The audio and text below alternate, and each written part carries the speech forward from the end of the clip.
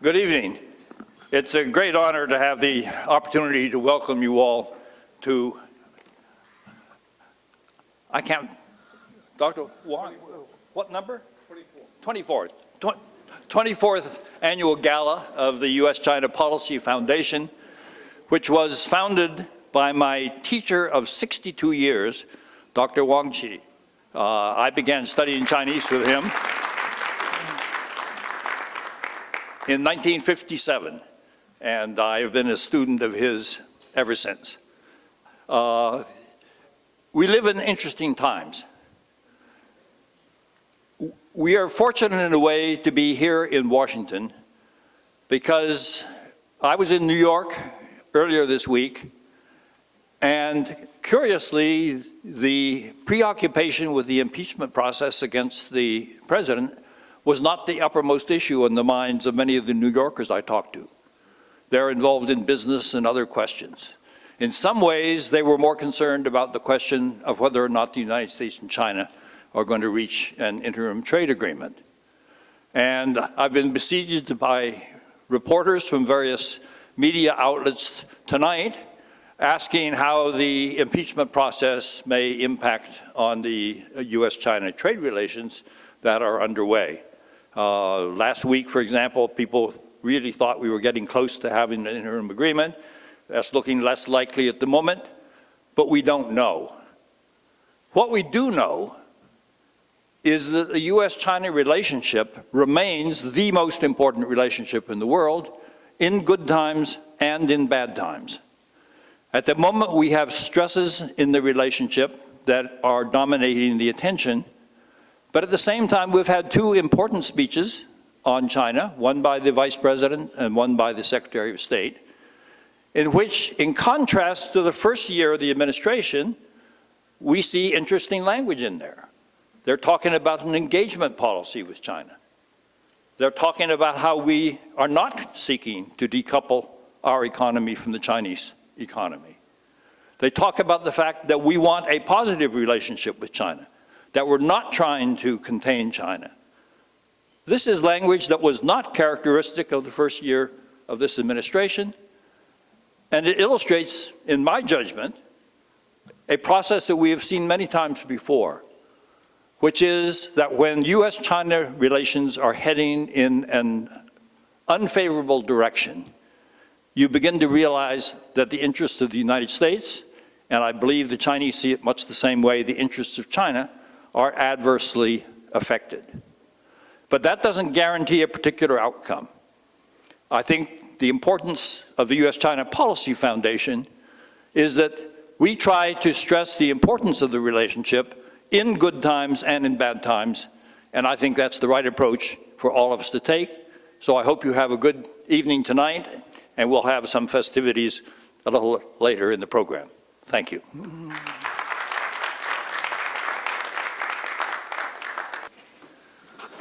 Good evening again. I have the distinct pleasure of being able to present an Outstanding Achievement Award to Ambassador Craig Allen, who is the 6th President of the U.S. China Business Council. They don't turn over presidents in the U.S. China Business Council as frequently as we do in our political system. I've known all 6 of them, and it makes you believe in progress in the evolutionary achievements of mankind, or womankind. Actually, you haven't had a female president yet, have you? Okay, well, there's something to keep in mind. Craig and I go back together a long way. 27 years ago, we spent 3 years together as colleagues in the U.S. Embassy in Beijing. At the time, Craig was a very junior officer. He'd already spent 3 years with the International Trade Administration in the Department of Commerce, and he'd spent a couple of years in Taiwan. He was young, he was passionate about the job, he was absolutely reliable. It didn't matter what the issue was, Craig was there to be helpful. We had lots of business visitors at the time, and Craig got along with them swimmingly. So I expected him to have a great career ahead of him. But being in the Foreign Commercial Service, there are certain limitations on where you can rise to. Well, Craig broke the mold. He went through a whole series of important assignments, each one of increasing importance. He was the Deputy Senior Commercial Officer in our embassy in Tokyo. He was the Senior Commercial Officer in our embassy in Beijing. These are two countries with whom we have massive, very important trade relations. And therefore, to be the Senior or the Deputy Senior Commercial Officer in those embassies is a really important responsibility. But he also diversified. He had an assignment in South Africa, and he ended up as ambassador in Brunei for 3.5 years. It is not easy for a Foreign Commercial Service officer to get an ambassadorial position. Craig earned it by the way that he had loved his job, shown it in the way that he carried it out, and actually did a magnificent job promoting U.S. business interests in China. He is ideally suited for his position as president of the U.S. China Business Council. It is a great pleasure for me to have the opportunity to give him an Outstanding Achievement award that he has more than earned. Craig, this is the award. It's heavy. It's glass. That's beautiful. Congratulations. Thank you. I'm going to be careful about that. Thank you very much. Thank you very much. What an honor to be here tonight. Dr. Wang, the Honorable Barbara Franklin, Ambassador Roy, Ambassador Sasser, Ambassador Pereira, Ambassador Subrinsky, Ambassador Ong Lin, Deputy Chief of Mission Li, Commissioner Mock, ladies and gentlemen. On behalf of the U.S. China Business Council, it's a great honor to accept this award. I'm especially grateful to Wang Qi, who's played a facilitating role in U.S. China relations for many decades. And I'm also extremely grateful to Ambassador Roy, who I served under with enormous pleasure from 1993 to 1995 at the U.S. Embassy in Beijing, more than 25 years ago. Both Dr. Wang and Ambassador Roy are role models for me. And I bet that they're role models for you, too. So maybe we could give them a round of applause.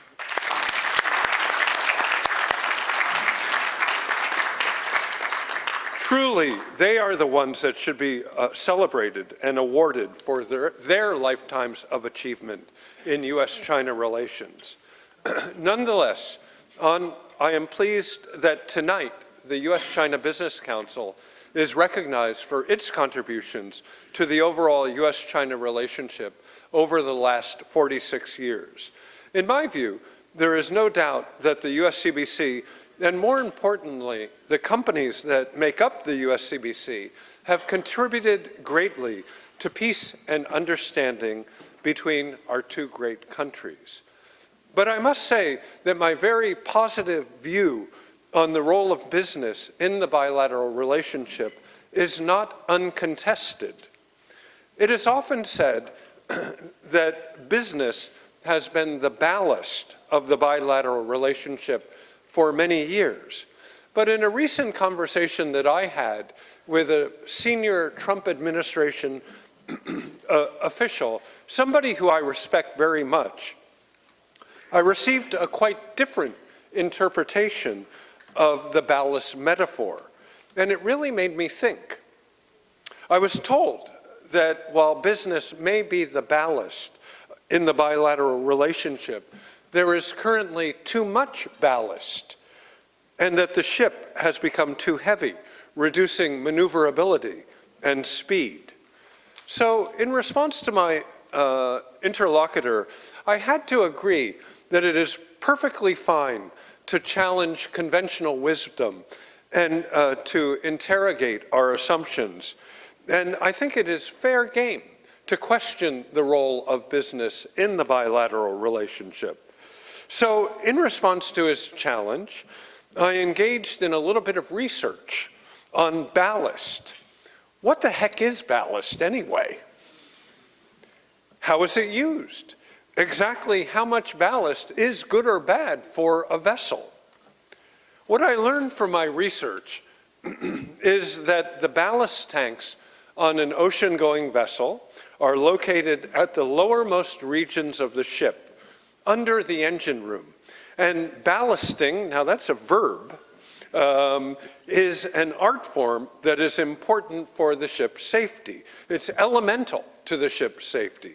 The ballast on a ship must be carefully managed depending on the load and the overall weight of the vessel and the cargo, as well as the conditions of the sea.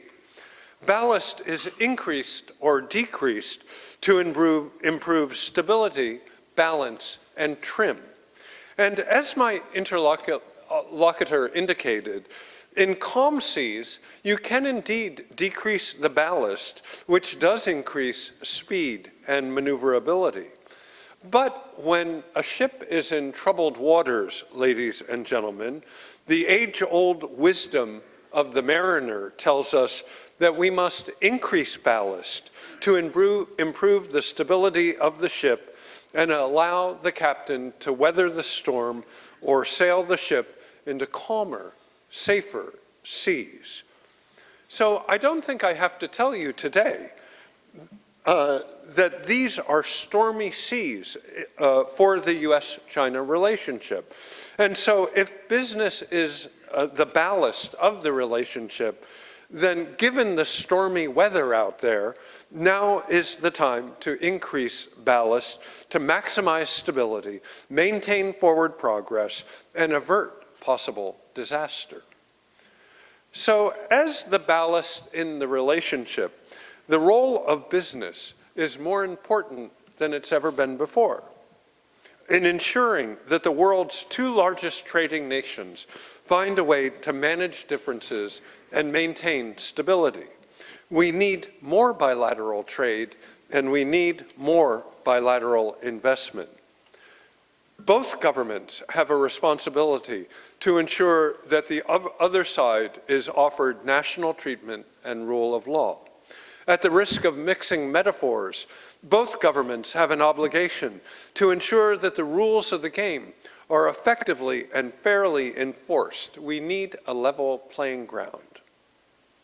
Both sides have a responsibility to live up to their obligations freely undertaken when they joined the World Trade Organization.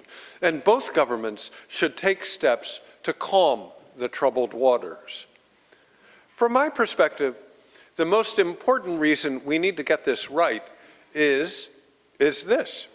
Currently, 2.4 million Americans work on U.S.-China trade or investment, approximately 1 million in U.S. exports to China, 1 million in import-related industries, and about 400,000 American citizens currently employed at Chinese-invested companies in the United States. This is approximately the entire working populations of either Chicago or Houston, the third and fourth largest cities in the United States. And that's a lot of jobs. Each of these jobs is a good reason to defend the bilateral economic relationship. Moreover, it is reasonable to expect that China will continue to grow rapidly and indeed be one of the major sources of economic growth for at least the next 10 years. Bloomberg estimates that China will produce about between 30 and 33% of global growth in this decade. And it is estimated that over the next 10 years, China's contribution to global GDP growth may exceed that of Europe, Japan, and the United States combined. Therefore, American companies want to and need to be in China. They are not going to leave China. And I hope that Chinese companies will not leave the US, and indeed that we are able to welcome many more Chinese companies in the United States to provide jobs, high-paying jobs, to American citizens. Yet another reason why bilateral economic integration is good is that there are more than two players in this game. You cannot decouple if you are not a couple. And there are lots of other players in the regional and global economy. China has free trade agreements with some 15 countries and investment agreements with more than 100. Further, China is liberalizing its economy and integrating globally at a very rapid pace.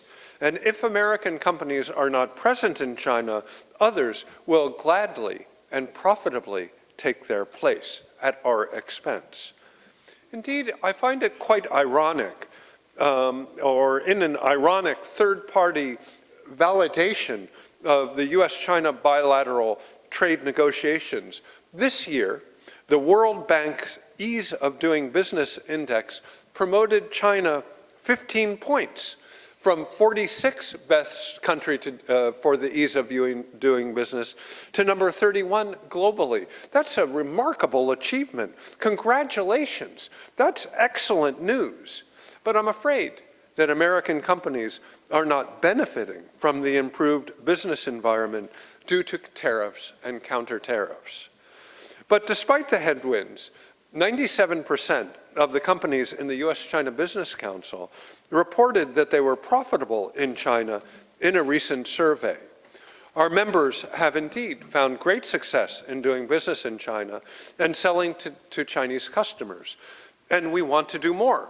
But we want a level playing field, and we are confident that we can do even better if given the chance.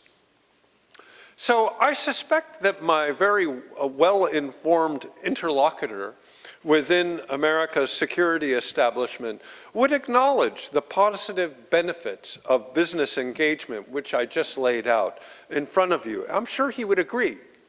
But then he would rush to note his important and legitimate national security concerns. And most likely, he would opine on the challenges to freedom of navigation in the South China Sea, hacking into American computer systems, the implications of China's intelligence law, and the unsettling underpinnings of China's policy of civil-military fusion. He would also probably point out real problems in Hong Kong, human rights, Xinjiang, and Taiwan. And I have to admit that these are serious challenges that should be confronted head-on.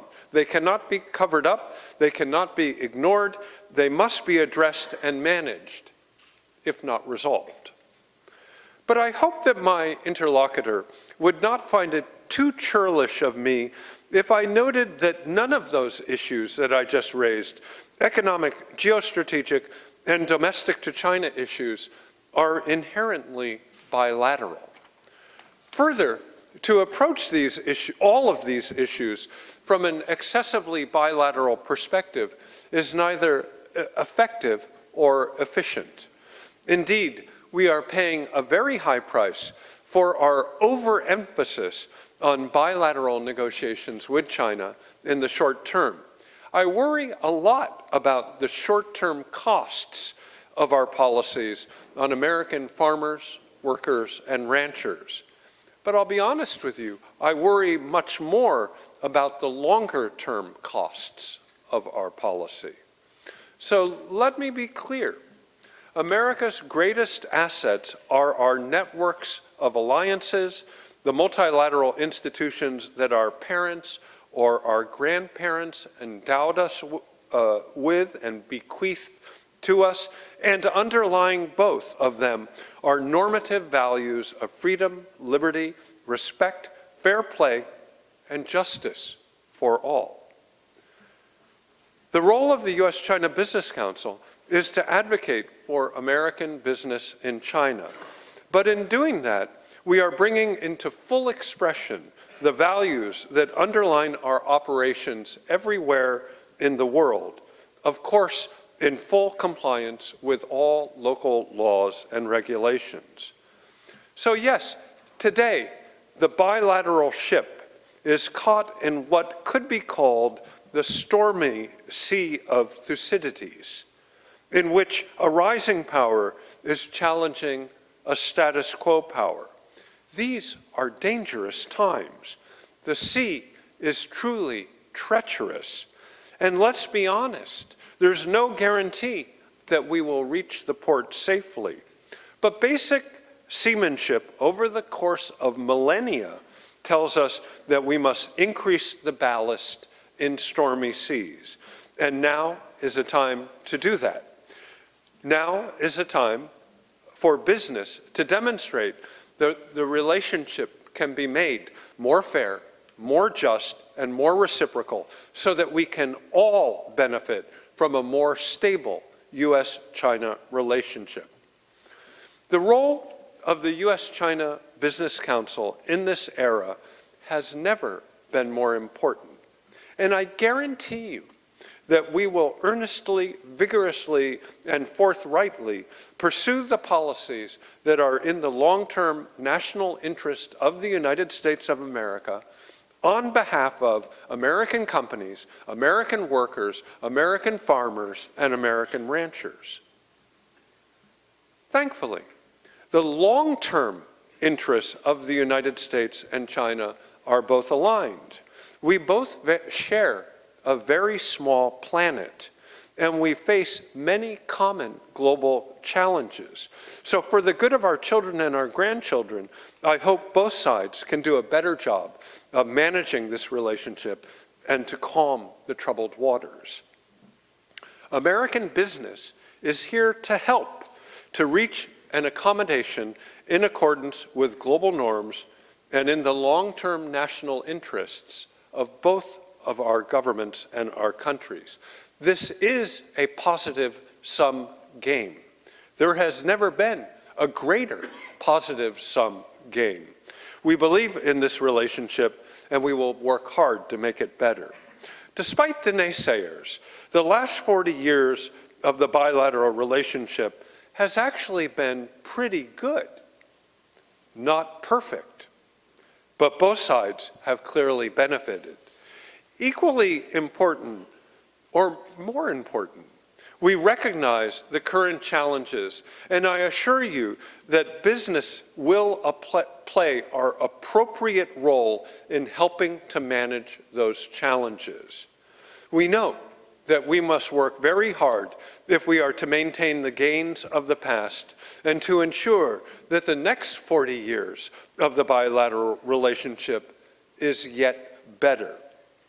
The U.S. China Business Council is pleased to work with all individuals or like-minded organizations to help to shape the world's most important bilateral relationship and bring this ship safely into port, despite the stormy seas. Thank you.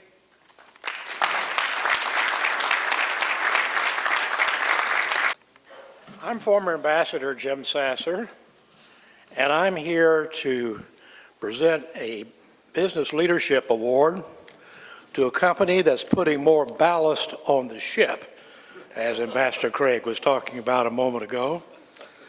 The Merck Company, for more than a century, has been a leading global biopharmaceutical company. It's known as MSD outside of the United States and China, United States and Canada, and has been bringing forward medicines and vaccines for many of the world's most challenging diseases.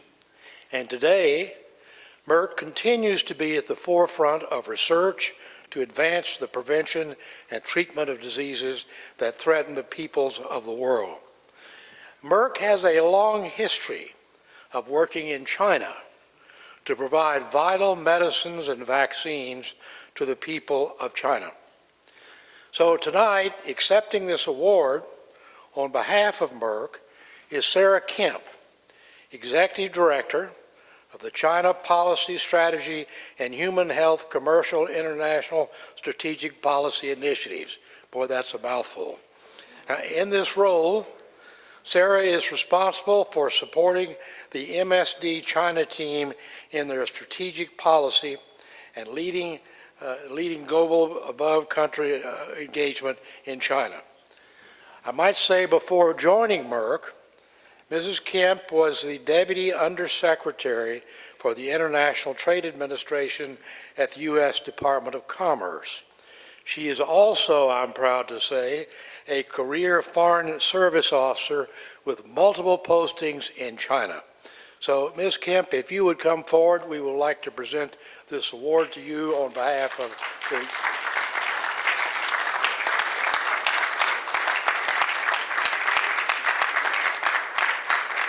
This one is not so heavy, but it's also very attractive. Thank you. Thank you, Ambassador. Thank you, Ambassador Sasser. I am keenly aware that whatever I have achieved, it is because I stand on the shoulders of giants. And I know that when I look around this table, I'm having dinner with the giants. So thank you for that introduction. I also want to thank everyone at the U.S. China Policy Foundation for this incredible evening. The work of the foundation is critically important, especially now as we need more ballast. There's a proverb in Chinese that says, if you want 1 year of prosperity, grow grain. If you want 10 years of prosperity, grow trees. But if you want 100 years of prosperity, grow people. And that is exactly what the foundation does. Your work encouraging academic, policy, and cultural exchanges helps bridge differences, encourage understanding, and allows both sides to envision a future of shared prosperity. So on behalf of everyone at Merck, which is called MSD outside the United States and Canada, I had to say that, the lawyers made me, no. I want to give a special thanks to the U.S. China Policy Foundation for recognizing my company and its legacy in China. So thank you to the U.S. China. I also want to thank Mr. Zhao Gaotong, the NMPA Health Attaché at the Chinese Embassy, as well as his colleagues who are here with us tonight, Ms. Yuan Lijun, Mr. Zhang Feiyu, for honoring us with your presence, and for being a true partner in our efforts to address China's healthcare issues. I joined Merck only a few months ago, but what drew me to the company was its incredible work bringing life-saving cures to the world. In fact, I was in China just a few weeks ago and visited 2 of our facilities, and I noticed that on each building there was a quote by our company's patron, George Merck. Quote, "We never try to forget that medicine is for the people. It is not for the profits. The profits follow, and if we have remembered that, they have never failed to appear." This message drives what we do at the company and what we have done, both in China and around the world. And I would like to beg your indulgence to let me tell you our story in China. Merck's legacy in China goes back 3 decades. In 1989, we partnered with the Chinese government to help tackle one of the country's greatest health challenges, hepatitis B. At the time, hepatitis B was an epidemic killing hundreds of thousands of people in China.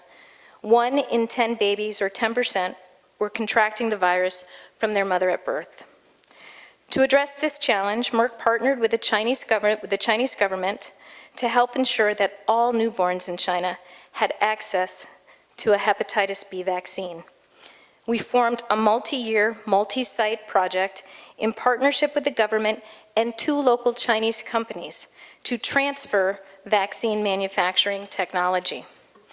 We brought Chinese scientists to our vaccine facilities in the US and trained them for a year on how to manufacture the vaccines.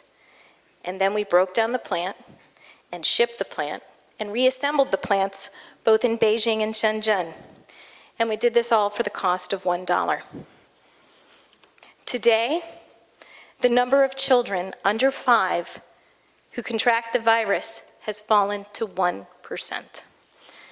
It is something that I am incredibly proud of and proud to be a part of. But that was just the beginning of our commitment to working with Chinese government to prevent disease and to provide innovative treatments and cures to Chinese patients. Today, Merck has 6,000 employees across China. We offer more than 40 human health medicines and vaccines, as well as 50 animal health products.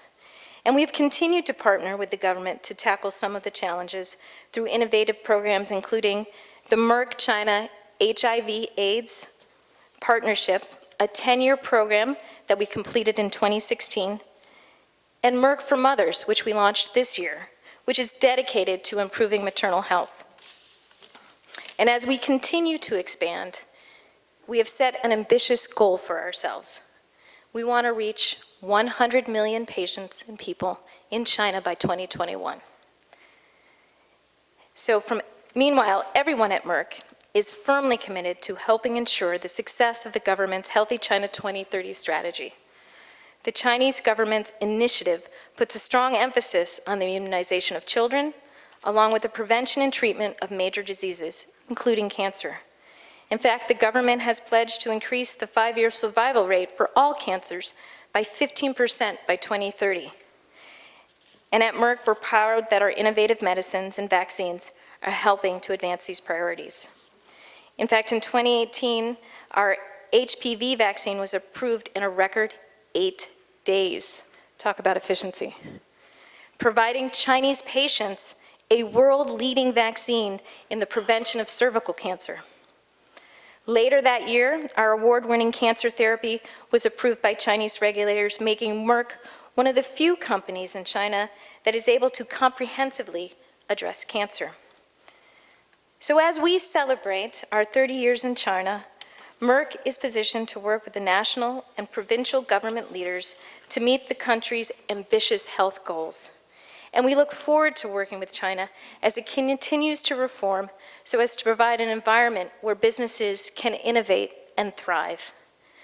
Merck welcomes constructive dialogues about how we can work together to bring forward the innovative solutions that will save and improve the lives of people across China. So again, thank you for recognizing my company's great work in China. I'm grateful for the opportunity to continue building a future of shared prosperity. 谢谢.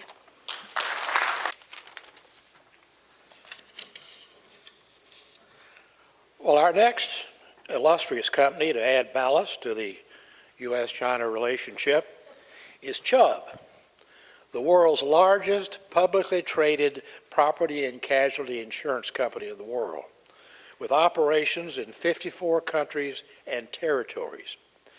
Chubb's history in China dates back to 1792, when a predecessor company, the Insurance Company of North America, began providing insurance protection to the pioneers of trade between one of the first U.S. insurance companies to pioneers of trade in the China trade at that time. It was one of the first U.S. insurance companies to officially conduct business in China. Today, Chubb is proud to have participated in over 200 years of U.S.-China relations and views China as one of its greatest long-term partners. Chubb has branch offices in Shanghai, Beijing, Zhengzhou, and Guangdong. Evan Greenberg, chairman and CEO of Chubb, is personally committed to U.S.-China relations through his service as chair of the U.S. China Business Council and vice chair of the National Committee on United States-China Relations, which is dedicated to improving knowledge and understanding of China.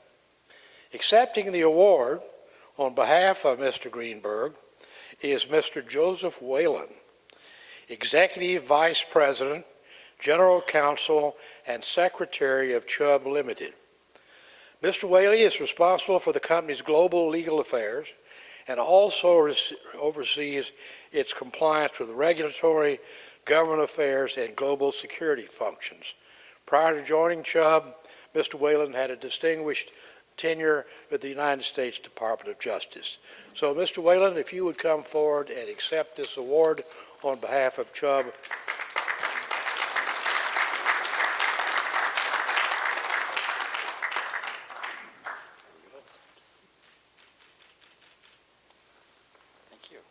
I'll just lay this down here. Thank you, Ambassador Sasser. Thank you, distinguished guests, and congratulations to other award winners tonight. We're absolutely honored to be among the honorees tonight. Ambassador Allen and the Merck Corporation, absolutely deserving of the award. You know, I was struck by the reference to ballast, and everyone's picked up on it, and I want to pick up on it for a moment too. You know, one thing that civil society needs as ballast is men and women of goodwill who are willing to bring analytical rigor, an open mind, a willingness to listen, and a willingness to compromise in order to bring people together, to bring countries together, and to cross boundaries. And most importantly, to fight against the fog of ignorance and failure to accept truth and prejudice that seems to be marking our current world situation. So we're particularly proud to be part of this organization, which the Policy Foundation, which we think embodies those exact values, bringing together men and women of goodwill across cultures, across countries, to bridge gaps and to, as I said, fight the fog of ignorance and prejudice. So for that reason, we're particularly honored to be here tonight. As Ambassador Sasser said, we have a long history in China. We go back to 1792 when the Insurance Company of North America first started providing insurance for the fast clipper ships that were racing back and forth to try to develop trade between the countries. And then in 1897, we actually established an office in Shanghai and were providing insurance to companies that were conducting business in China. So we go back a long way. Today, we have a 100% owned subsidiary in China, and we also have a position in Huatai, which is a large insurer in China. I'm very happy to announce that yesterday, the Chinese insurance regulator gave us permission to increase our ownership in Huatai by another almost 5%. And we've announced publicly that we intend to increase our ownership in Huatai, and we'll be the first U.S. company to have a substantial stake in a Chinese insurance. So we are committed to China. We are delighted by the relationship that we've established with on the ground in China, with the Chinese government, with the Chinese people, with our Chinese business partners. So we are thankful for that opportunity and look forward to continuing it as we go forward. As Ambassador Sasser said, our chairman, Evan Greenberg, is committed to China personally, professionally. I think in his DNA, his father, Hank Greenberg, has a long, long history in China. Dating, I think he's 92 or 93 now, so we go back a long time in China, and that the commitment to China has passed from father to son, and Evan is intimately involved in current Chinese-U.S. relationships. We're particularly delighted that all of this is happening in the 70th anniversary of the People's Republic of China, and we look forward to continuing our long relationship. Together we can solve many problems. Men and women of goodwill can work together, and we think there's no reason why, if men and women of goodwill come to the fore, today's problems can be solved. Thank you very much. We are nearing the end of our program. I had nothing to do with the selection of the award recipients tonight, but from my standpoint, they couldn't have been better selected. My house is insured with Chubb, and the fact that a roof has not been destroyed by a falling tree, that we have not been forced out by floods and fires, I attribute to the tender, loving care of our insurance company. Sarah Kemp may not know this, but Merck put my 3 sons through college. While I was serving in distant lands and paying no attention to my financial affairs, my stockbroker bought an obscure stock named GlassRock, and I casually put it into the college funds I had set up for each of my 3 children.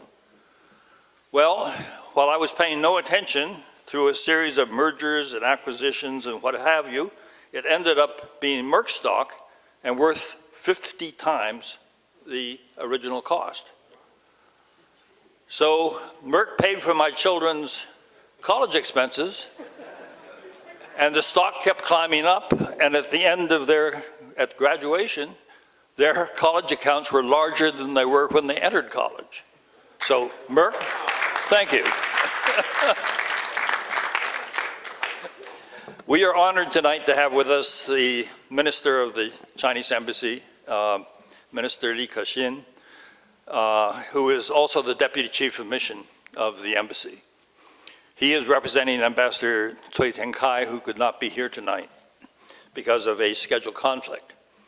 But that gives me the opportunity to make a point that many people may not appreciate. I was a Deputy Chief of Mission twice before I became an ambassador, and I came to the conclusion that the Deputy Chief of Mission was the most important officer in an embassy. And when I became an ambassador, it reinforced that impression.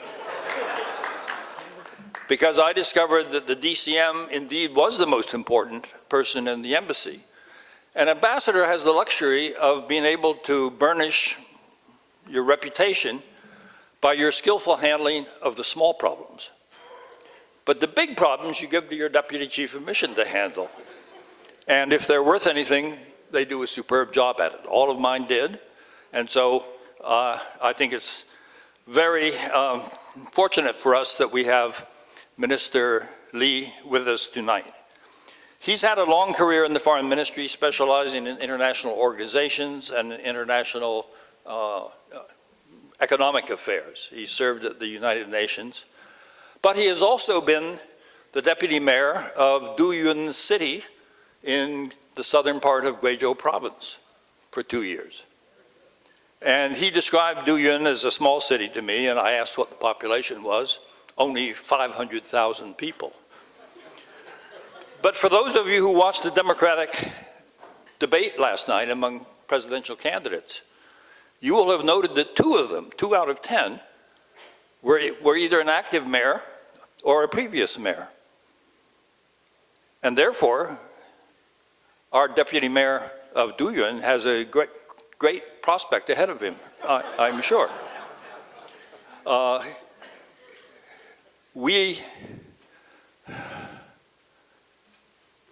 I've said enough. Minister Li.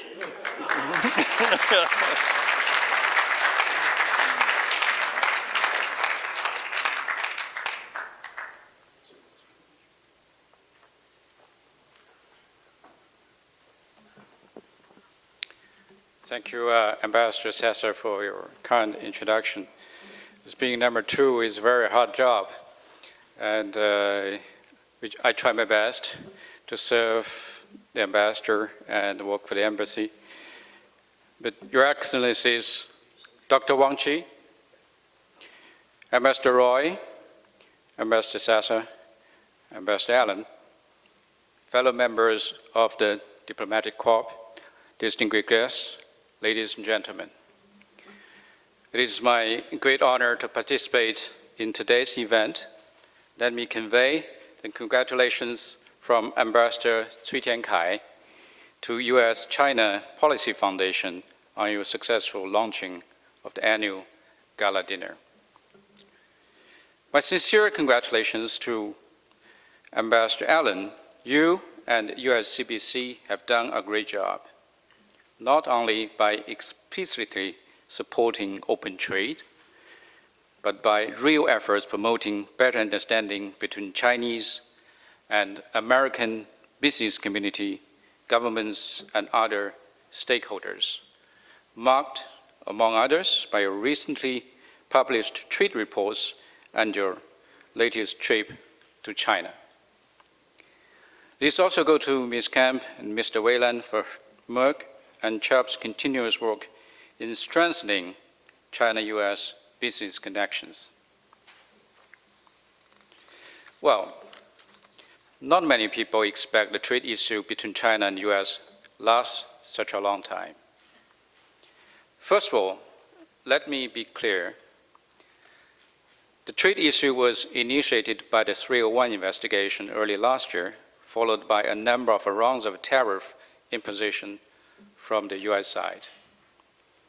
We believe this is wrong, and the issue should come to an end as soon as possible.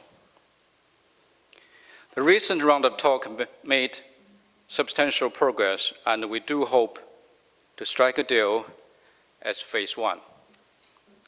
But trade is not the only picture of the bilateral relationship, which is standing at a very critical juncture.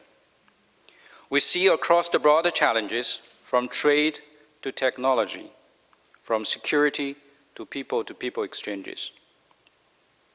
Some of my American friends tell me that being tough on China has become a bipartisan consensus. Is it really the case, and why? Is it the relationship with China you really want? At this crossroad, we need to look at some fundamental problems of China-US relations. I believe the current US policy on China is embedded with some serious misjudgments. First, it is believed that China for a long time has had a sophisticated strategy to take over US.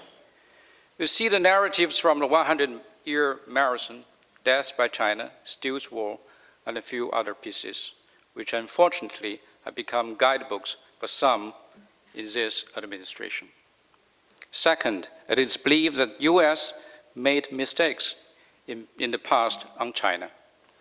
Engagement doesn't work at all. Quiet diplomacy is a bad choice. China has not changed as expected.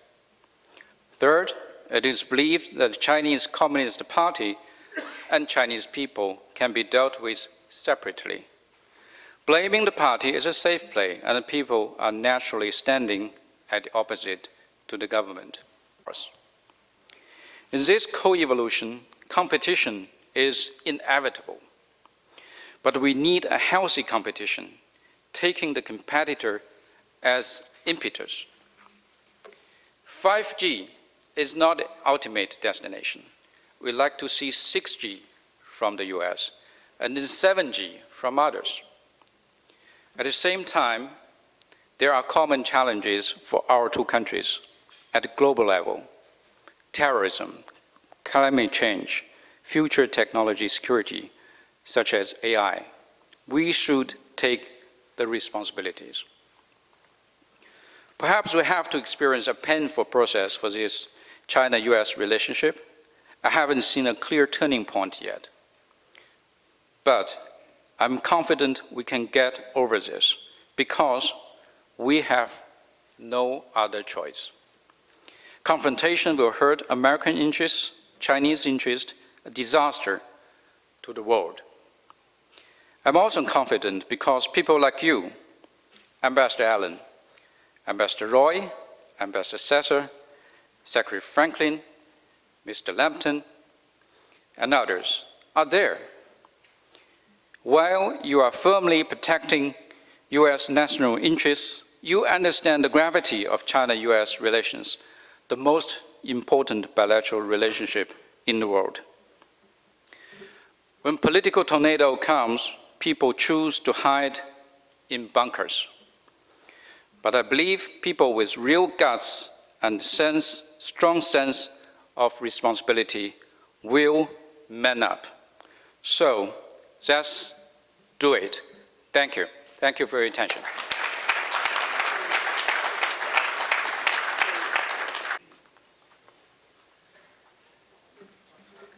Well, thank you, Deputy Chief of Mission, for those very enlightening remarks, and I'm sure that we will take those to heart.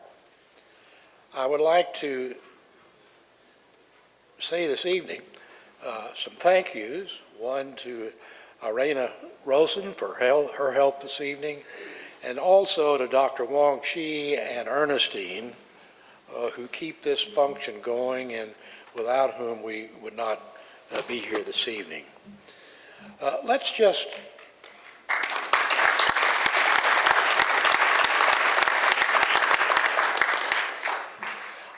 face a reality.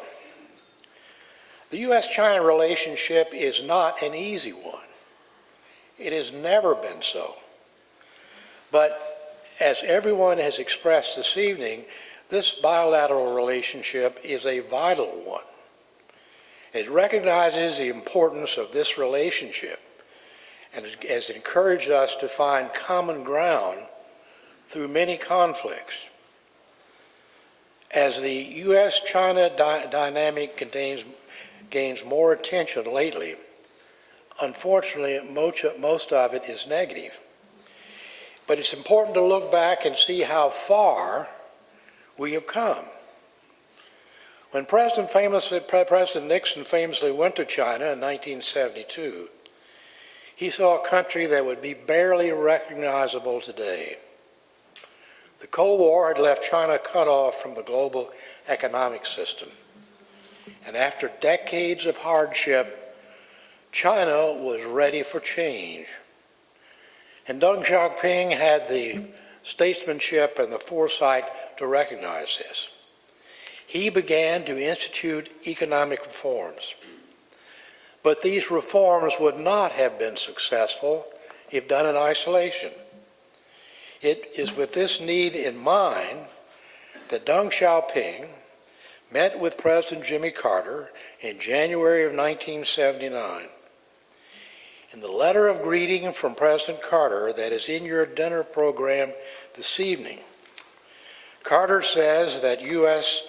China normalization was one of the accomplishments of his presidency that he is most proud of. President Nixon, President Carter, and their Chinese counterparts understood the importance of working together. And this is not the first time that U.S.-China relationship has faced a period of tension. In fact, during my tenure as U.S. ambassador to China alone, we had to deal with two major conflicts. As I took up my post in February of 1996, the People's Republic of China was conducting military exercises and missile tests in the Taiwan Strait. In response, the government of the United States dispatched 2 aircraft carrier groups into that region. This is what I call a sweaty palms time. In 1996, after we spent 3 years building ties in Beijing, a U.S. bomb hit the Chinese embassy in Belgrade during the NATO strikes on Yugoslavia. Chinese diplomats were killed by U.S. bombs. Demonstrations sprung up across China. Protesters burned the Consul General's house in Guangzhou. Demonstrations sprung up in Beijing. The U.S. embassy there was almost destroyed. My wife and child were confined to our residence in fear of their lives. But we worked through that. And we worked through it because of a strong working relationship with Chinese leaders such as President Jiang Zemin and President Zhu Rongji. The diplomatic capital was in place to effectively address these areas of concern and swiftly respond to unexpected conflicts as they arose. And I look back on this time simply to say that this is not the first time that we've had serious difficulties. But the answer is not to go backwards. Ending engagement will not somehow turn back the clock. China is a large, influential country that cannot be ignored, nor should we want to ignore it. Thanks to globalization, the fate of countries are now linked together more than ever. Trade issues are a key area of concern. We should look for practical and, where possible, multilateral solutions. And the U.S. China Business Council is doing that, I think, almost every day. At the same time, the U.S. needs to keep communications open with China and look for areas of cooperation. And I would say that during this period of tension, it is left to unofficial channels to keep open channels of communication and to continue to engage. It's during times like these that the work of the U.S. China Policy Foundation is especially important.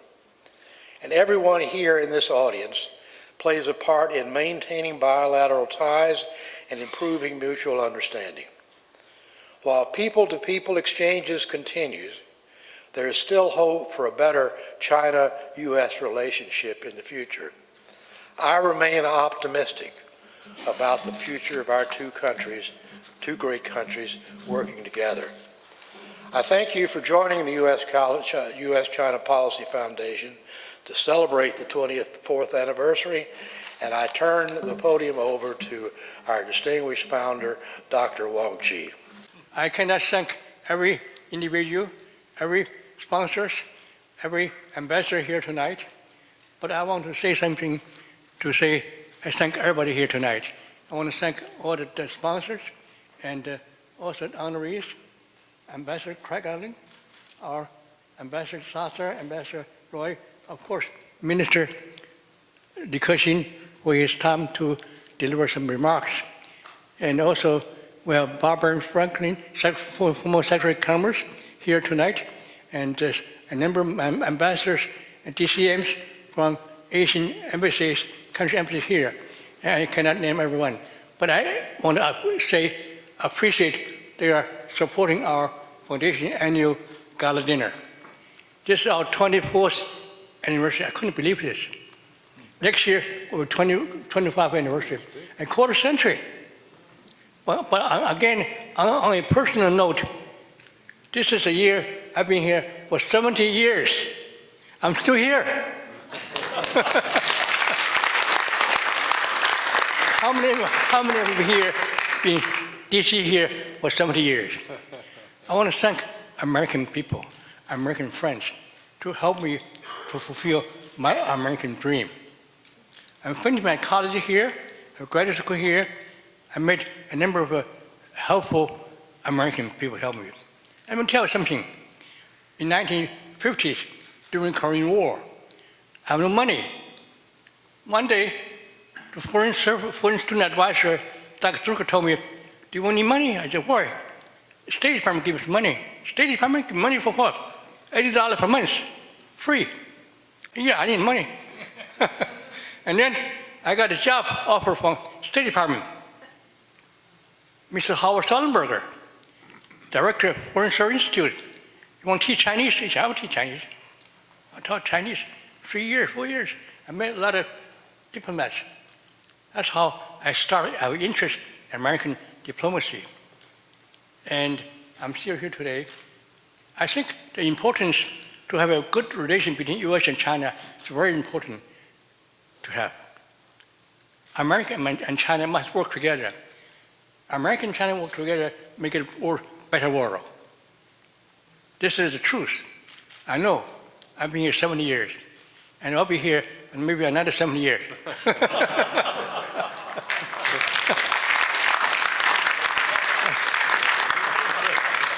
I want to thank our sponsors and all these distinguished guests here, and of course, Ambassador Allen, my old friend, and Merck, and Chubb, all these companies, and also China Chamber of Commerce, USA, important.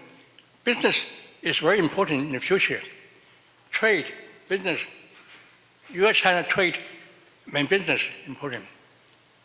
Yeah, I remember in 1972, our nation came here. I went with China. A lot of American business want to get a contract, do business in China, get business cards. I was working for Library of Congress. They come to me writing business cards. I can't do that myself. I just want to start a translation service. The beginning of U.S. China Business Council. It's 1973. And this is almost 50 years ago, 60 years ago. And I'm sure Secretary Franklin knows the trade is very important too. She led a trade delegation to China in 1992, right? Correct. And to resume the trade after 1989. Very important. Okay. So I'm glad she's here tonight. And before I say too much, I wanted to say thank you again. And next year, our quarter century foundation, hope you can join us again and do something even special